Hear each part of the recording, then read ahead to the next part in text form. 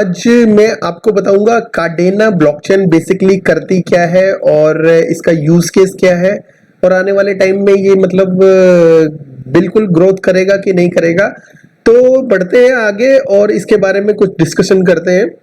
तो बेसिकली आपको पता है कि ब्लॉकचेन की दुनिया में बिटकॉइन एंड इथेरियम ने बहुत बड़ा नाम किया है ऑलरेडी, बट प्रॉब्लम्स क्या है, जैसे कि इथेरियम को देख लो, स्केलेबिलिटी प्रॉब्लम है, इनका प्रूफ ऑफ वर्क के ऊपर इकोसिस्टम है। प्रूफ ऑफ वर्क का मतलब होता है कि एक माइनिंग मशीन लगाई जाती है, उनमें माइनर्स वगैरह माइनिंग मशीन करके लगा के उसमें जो भी ट्रांजैक्शन होती है उसको अप्रूव करते हैं, उसके बदले में कुछ ना कुछ रिवार्ड मिलता है। तो फ्रेंड्स, कार्डेना में भी ऐसा ही इकोसिस्टम बिल्डअप है, लेकिन इथेरियम की तरह इनका ये कहना है कि हमारा जो प्रॉब्लम जैसे बिटकॉइन में प्रॉब्लम है वो भी प्रूफ ऑफ वर्क के ऊपर है, इथेरियम भी प्रूफ ऑफ वर्क के ऊपर है, लेकिन ट्रांजैक्शन फीस इनकी बहुत ज्यादा है। हमने एक ये कहते हैं कि हमने एक ऐसा इकोसिस्टम ढूंढ लिया है और हम ऐसे एक इकोसिस्टम के ऊपर काम करते हैं जिसमें हम भी प्रूफ ऑफ वर्क के ऊपर है, लेकिन बिटकॉइन और इथेरियम की तरह हम ये नहीं कह सकते हम स्केलेबल नहीं है। हम स्केलेबल है, लेकिन हम बिटकॉइन इथेरियम से बिल्कुल अलग है, क्योंकि इसमें हमारे यहाँ ट्रांजैक्शन फीस बिल्कुल जीरो के बराबर है। ठीक है, प्रूफ ऑफ वर्क पे रहते होने के बावजूद। ठीक है, तो ये कहते हैं कि हम नंबर 1 ब्लॉकचेन है प्रूफ ऑफ वर्क के मामले में, बिकॉज स्केलेबल बहुत अच्छी तरह से हम हो चुके हैं ऑलरेडी। इसमें ट्रांजैक्शन वगैरह देखा जाए तो वो ना के बराबर फीस है, बहुत कम है। हमें भी लगता है कि भाई ये प्रूफ ऑफ वर्क के ऊपर है और फिर भी इसमें ट्रांजैक्शन फीस बहुत कम लगती है। तो फ्रेंड्स, इसके बारे में मैं आपको बता दूं, इसके जो फाउंडर है वो विल मार्टिनो है और स्टुअर्ट पॉपजोआ है। वो कहीं ना कहीं जो है बहुत अच्छी कंपनी, मतलब अच्छी कंपनी का मतलब जेपी मॉर्गन की कंपनी से निकले हुए बंदे हैं और बहुत ही फेमस पर्सन है। तो 2016 में इसको फाउंड किया गया था। एडवाइजर भी बहुत जबरदस्त है, उनके एडवाइजर डॉक्टर स्टुअर्ट हैबर है और इनके ही डिस्कशन के बाद इसको एडवाइस के बाद इसको ब्लॉकचेन को रेडी किया गया। ठीक है, इसके बाद टीम के और पर्संस वगैरह की नॉलेज लेनी है तो ये बहुत लंबी लिस्ट है फ्रेंड्स। जेपी मॉर्गन सबसे टॉप लेवल पे जो है, इनकी जो प्राइवेट ब्लॉकचेन्स वगैरह होती है वो इनको सपोर्ट करती है बेसिकली। और दूसरे नंबर पे ये जो आप लोगो देख रहे हो फ्रेंड्स, ये है एसएससी का, यूएसए सिक्योरिटी का, जिसने केस किया हुआ है बेसिकली एक्सआरपी के ऊपर, तो ये उसका लोगो है। तो एसएससी भी इनको सपोर्ट करती है। एप्पल जो कंपनी है वो इनको सपोर्ट करती है, माइक्रोसॉफ्ट और हैवलेट पैक एंटरप्राइजेस और bitcoin, Cardano, Tezos, Twitter, Disney formation, basically बहुत सारी सेंट्रलाइज ऑर्गेनाइजेशन इसको सपोर्ट कर रही है यहाँ पे। और कार्डानो ऑफ कोर्स डिसेंट्रलाइज है, तेजोस भी डिसेंट्रलाइज और सेंट्रलाइज कह सकते हो आप। जैसे सेंट्रलाइज में हो गया एप्पल, माइक्रोसॉफ्ट और बहुत सारी कंपनी आप सर्च कर सकते हो। तो ये बोलते हैं स्मार्टर सेफर कॉन्ट्रैक्ट ये हम बना सकते हैं। बेसिकली इनके ऊपर जो पैक्ट लैंग्वेज यूज होती है, जो पैक्ट लैंग्वेज पहले इसके ऊपर हैश करके एक लैंग्वेज यूज होती थी जो कार्डानो को सपोर्ट करती है। तो कार्डानो पे को सपोर्ट करने वाली लैंग्वेज जो हैश बार लैंग्वेज है, वो उसमें काफी कमियां हैं अभी फिलहाल, क्योंकि हर प्रोजेक्ट में जो डेवलपर होते हैं वो हर तरह की लैंग्वेज को के बारे में जानते नहीं है।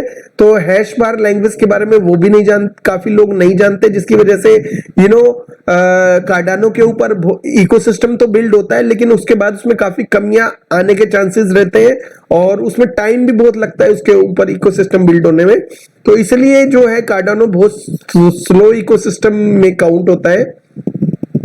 Fine build market for builders, तो जो भी इसमें डेवलपर है, जो भी कोई आप में से कोई डेवलपर है तो यहाँ पे अप्लाई कर सकता है, उनके पास कोई इकोसिस्टम इनका अपना, तो वो यहाँ पे आके अप्लाई ग्रांट कर सकता है, ये अप्रूव कर देंगे और उसके बाद उस प्रोजेक्ट की हाइप भी बढ़ने के चांसेस रहते हैं। तो फुल मैं बता दूं कि ये एक लेयर 1 ब्लॉकचेन है और सेकंड सेकंड ये जो इसके ऊपर जो पैक्ट लैंग्वेज यूज होती है वो काफी नोन है और काफी डेवलपर इसके बारे में जानते हैं, लेकिन सबको पता है कि आफ्टर सम टाइम एक टाइम ऐसा आता है जिसमें स्केलेबिलिटी प्रॉब्लम आने के चांसेस रहते हैं। क्यूरा कहीं ना कहीं इनके इकोसिस्टम को सपोर्ट करेगी आने वाले टाइम में, जिसकी वजह से ट्रांजैक्शन पर सेकंड जो भी इसका है बहुत ज्यादा बढ़ जाता है।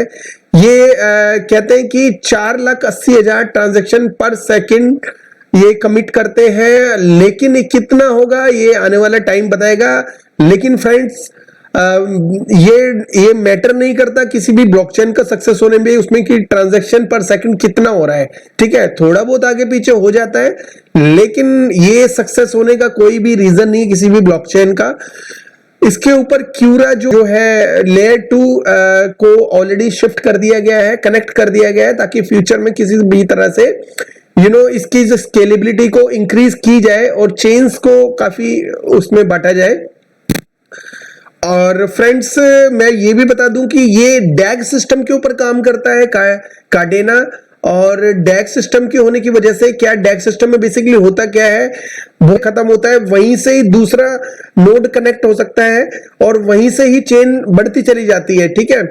तो नोड जो है सिस्टम इस तरह से इंक्रीज होता जाता है, कम्युनिकेशन बिल्डअप होता जाता है। ये नहीं कि पहला के बाद दूसरा, ठीक है, पहले के बाद चौथा भी हो सकता है, चौथा किसी और के साथ जुड़ा होगा, पांचवा सातवां किसी और के साथ नोड जुड़ा होगा, तो इस तरह से इसमें काम होता है। तो कहीं ना कहीं इसमें इस वजह से इस इकोसिस्टम में फीस जो होती है वो कंट्रोलेबल होती है, मतलब कम से कम फीस जुड़ती है, ठीक है। तो इनकी जो लेयर 2 क्यूरा की वजह से भी फीस कम से कम लगती है फ्रेंड्स। तो कम से कम लगने की वजह से ये कहीं ना कहीं इकोसिस्टम ये माना जाता है कि ये लेयर 1 जो ब्लॉकचेन है ये प्रूफ ऑफ वर्क के ऊपर है, फिर भी इसमें फीस बहुत कम है, ठीक है। आप इथेरियम को ही देख लीजिए, इथेरियम प्रूफ ऑफ वर्क के ऊपर है, लेकिन उसमें फीस कितनी ज्यादा है वो कंट्रोल करने के लिए कहते हैं, लेकिन अभी तक ऐसा कुछ प्रूफ नहीं हो पाया कि उन्होंने इस अपने जो ब्लॉकचेन को स्केलेबिलिटी प्रोवाइड करा दी हो। लेकिन ये कहता है कि ऑलरेडी करा दी है इसने, और रियली में अगर इसको यूज किया जाए तो इसमें ट्रांजैक्शन फीस बहुत कम लगती है, ठीक है। बाकी इसके जो प्राइस के बारे में मैं डिस्कशन कर लेता हूं। आज से 2 महीने पहले इसका जो प्राइस था बेसिकली $6 के ऊपर था, अभी बिकॉज ऑफ बियर मार्केट ये बहुत नीचे आ गया है। तो हम 90 दिन का चार्ट देख लेते हैं। 90 दिन पहले इसका जो प्राइस वो कितना था, 90 दिन पहले फ्रेंड मतलब 3 महीने पहले इसका तो $8 के आसपास पहुंच गया था, और अब ये कहीं ना कहीं $1.94 मतलब $2 से भी नीचे आ चुका है। और अगर ऑल टाइम लो देखा जाए तो 0.06 जब ये लॉन्च हुआ था, और उसके बाद 2800 मतलब % ये इंक्रीज हो चुका है। तो 27 जो डॉलर है ये ऑल टाइम हाई रह चुका है फ्रेंड्स इसका। तो बेसिकली कहीं ना कहीं ये 27x डाउन बोल सकते हैं, या बिकॉज ऑफ $2 है, तो ये कहीं ना कहीं $1 के अगर नीचे आपको मिलता है तो आप ले सकते हैं इसको, ठीक है। $1 के नीचे ये कुछ भी ये नहीं होगा कि ये घाटे का सौदा होगा। और इसी तरह से अगर कार्डेना काम करता रहा तो आने वाले टाइम में उसकी स्केलेबिलिटी है वो मतलब इसी तरह से बरकरार रही तो आने वाले टाइम में ये बहुत अच्छा जा सकता है, बिकॉज मैक्सिमम सप्लाई ज्यादा नहीं है, 1 बिलियन है, टोटल सप्लाई 1 बिलियन है, और सर्कुलेटिंग 184 मिलियन है ऑलरेडी, ठीक है। ये कहते हैं कि इनका जो इकोसिस्टम है इसमें जो माइनर्स हैं इनको जो रिवार्ड्स मिलेंगे, जो ट्रांजैक्शन को अप्रूव करेंगे इसमें जो रिवार्ड्स मिलेंगे वो कार्डेना टोकन में ही मिलेंगे जैसे बिटकॉइन में होता है। और वही बोलते हैं कि ये इनका जो रिवार्ड्स है वो 100 ईयर्स तक बटेंगे, लेकिन मैं ये सोचता हूँ कि 100 ईयर्स के बाद क्या होगा जब ये इनके रिवार्ड्स पूरी तरह से माइनर्स को मिल जाएंगे, उसके बाद ये क्या करेंगे, बिकॉज जो प्रूफ ऑफ वर्क के ऊपर इनका इकोसिस्टम है अगर हम ट्विटर पे जाएं तो इनकी बहुत सारी अपडेट्स आती रहती है। मई 27 को आप इनकी अपडेट्स देख सकते हो। Basically commit to builder in bear blockchain market, तो बियर ब्लॉकचेन मार्केट में कि बिल्डर्स के लिए ये अपॉर्चुनिटी दे रहे हैं। यहाँ पे 20 घंटे पहले इनका आया है। और कार्डेना हुडी गिव अवे 5x, तो हुडीज वगैरह ये गिव अवे कर रहे हैं। कार्डेना की जो हुडीज है वो गिव अवे कर रहे हैं।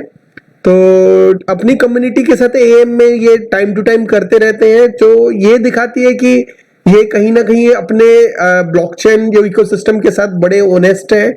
देखिए ये हर कोई चाहता है कि उनका प्रोजेक्ट आगे बढ़े और बहुत सारे इकोसिस्टम बिल्ड हो। ये भी ये चाहते हैं कि बहुत सारा इकोसिस्टम इनके ऊपर एनएफटी प्लेटफॉर्म बहुत सारे बने, एनएफटी प्रोजेक्ट्स बने और गेमिंग प्रोजेक्ट्स बने।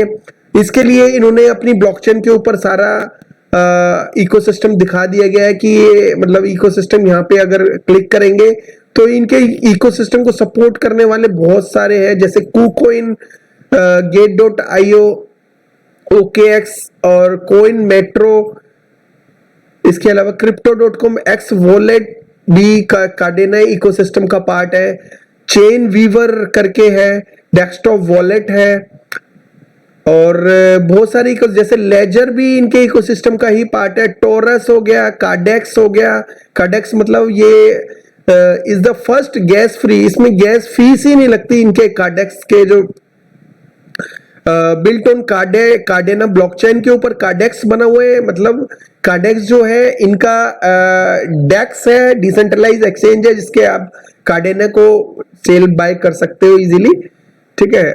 टोकन सॉफ्ट है, create, issue, redeem, trade digital assets, तो इसको कहीं ना कहीं फैसिलिटीज प्रोवाइड करते हैं। तो कहीं ना कहीं ये काफी फैसिलिटीज प्रोवाइड कर रहे हैं अपने रिलेटेड प्रोजेक्ट से, और कुछ चीजें इसको दूसरी ब्लॉकचेन से अलग बनाती है, जैसे पैक्ट लैंग्वेज और सेकंड क्यूरा जो लेयर 2 ब्लॉकचेन ऑलरेडी बिल्ड कर दी गई है। और तो लेयर 1 और लेयर 2 दोनों इन्हीं की अपनी है, लेयर 2 भी इनकी अपनी है, जिसकी वजह से फ्यूचर में कभी कोई प्रॉब्लम होती है तो लेयर 2 को जोड़ दिया जाएगा और इसको एक्सपेंड कर दिया जाएगा, इसकी जो ट्रांजैक्शंस को है। तो कहीं ना कहीं इकोसिस्टम प्रॉमिसिंग लग रहा है। फ्रेंड्स, ये मेरा छोटा सा रिव्यू था कार्डेना ब्लॉकचेन के ऊपर। ठीक है, तो अगर आपको अच्छा लगे तो please like and subscribe my channel. और इसके साथ साथ मैं आपको ये बता दूं कि हम नए नए प्रोजेक्ट्स को एनालिसिस करते हैं। अगर हमें अच्छा लगता है तो उसके बारे में हम ये भी बताते हैं कि इसको बाय करना चाहिए, उसके रेंज में, ये सारी इंफॉर्मेशन हम अपने टेलीग्राम ग्रुप में देते हैं। अगर आपको भी कोई प्रोजेक्ट के बारे में कुछ भी पूछना हो तो हमारा टेलीग्राम ज्वाइन कर सकते हो। और फ्यूचर में कुछ भी अपडेट्स आएगी किसी भी प्रोजेक्ट के लिए और इसका जो प्राइस एनालिसिस वगैरह के रिलेटेड, तो हम आपको टाइम टू टाइम बता देंगे। This is not my financial advice, but हम आपकी कहीं ना कहीं हेल्प करने के लिए हमेशा रेडी रहते हैं। तो ये छोटा सा रिव्यू था friends. Thank you very much, have a good one, take care, bye bye.